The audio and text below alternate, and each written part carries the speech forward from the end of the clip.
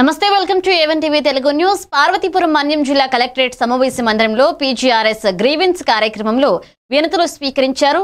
జిల్లా collector doctor N Prabhakar Reddy ప్రస్తావించారు. ఇక ఈ రోజు 201 వినతులు సమర్పించబడ్డాయని తెలిపారు. ప్రజల సమస్యలను పరిష్కరించడానికి ఈ కార్యక్రమం జరుగుతుంది. అలాగే కలెక్టర్ స్వయంగా వినతిదారులతో మాట్లాడి తక్షణ పరిష్కారం కోసం అధికారుల కోసం దిశానిర్దేశం చేశారు.